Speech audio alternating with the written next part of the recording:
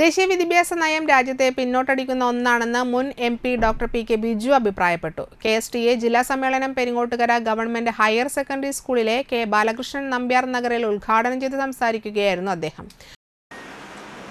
ഈ കൂട്ടുകക്ഷി മന്ത്രിസഭയിൽ പോലും BJPക്ക് ഒരു മന്ത്രിസഭ ഉണ്ടാക്കാൻ കഴിയുമായിരുന്നില്ല. കനത്ത തിരിച്ചടി രാജ്യത്ത് വലിയ വർഗീയ പ്രചരണം നടത്തുന്നവർക്ക് ലഭിച്ചു എന്നതാണ് ഈ 18ാം ലോക്സഭാ തെരഞ്ഞെടുപ്പിന്റെ പ്രത്യേകത. പക്ഷേ അവരുദ്ദേശിക്കുന്ന തരത്തിൽ ഇന്ത്യയിലെ BJP അനുകൂല രാഷ്ട്രീയ അന്തരീക്ഷം രൂപപ്പെടുത്തണമെങ്കിൽ ഈ വർഗീയതയെ ശക്തിപ്പെടുത്തണം.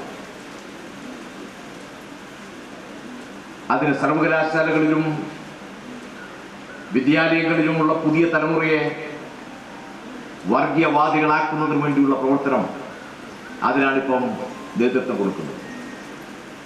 അതിന്റെ ഭാഗമായിട്ടാണ് NEP 2020 നടപ്പിലാക്കുന്നില്ലെങ്കിൽ കേരളത്തിലുള്ള ഒരു സഹായവും ഉണ്ടാവില്ല. വിദ്യാഭ്യാസ മന്ത്രി ധർമ്മേന്ദ്ര പ്രധാൻ തന്നെ മുഖ്യമന്ത്രിക്കും വിദ്യാഭ്യാസ മന്ത്രിക്കും കത്തയച്ചു. NEPയുടെ പ്രധാനപ്പെട്ട പ്രത്യേകത എന്താ? സാമൂഹ്യ നീതി ഉണ്ടാവാൻ പാടില്ല. ദുർബലരായ ജനവിഭാഗങ്ങളെ പഠിപ്പിക്കാൻ പാടില്ല.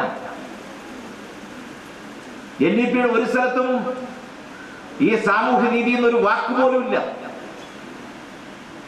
അത് നടപ്പിലാക്കുന്നില്ല എന്ന് നമ്മൾ എഴുതി കൊടുക്കണം. അതാണ് നമ്മൾ അംഗീകരിക്കണം. എങ്കിൽ മാത്രമേ വിദ്യാഭ്യാസ സഹായം കേന്ദ്രത്തിന്റെ ഉള്ളൂ. ഉച്ചഭക്ഷണത്തിന് നൽകുന്ന സഹായം ഇപ്പൊ തന്നെ വെട്ടിക്കുറച്ചു.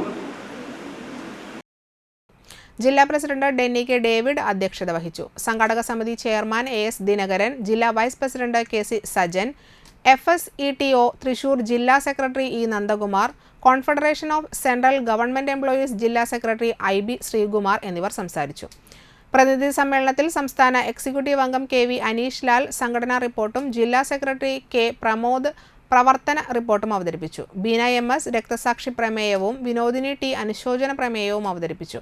സമ്മേളനത്തോടനുബന്ധിച്ച് പെരിങ്ങോട്ടുകരയിൽ പ്രകടനവും പൊതുസമ്മേളനവും നടന്നു. DYFI മുൻ സംസ്ഥാന സെക്രട്ടറി T ശശിധരൻ പൊതുസമ്മേളനം ഉദ്ഘാടനം ചെയ്തു. KSTA സംസ്ഥാന secretary A Najeeb, vice president MA Arunkumar, സംസ്ഥാന എക്സിക്യൂട്ടീവ് അംഗം CA നസീർ, ജില്ലാ ജോയിന്റ് സെക്രട്ടറി രമേശ് NK എന്നിവർ സംസാരിച്ചു. സമ്മേളനം ഞായറാഴ്ച സമാപിക്കും.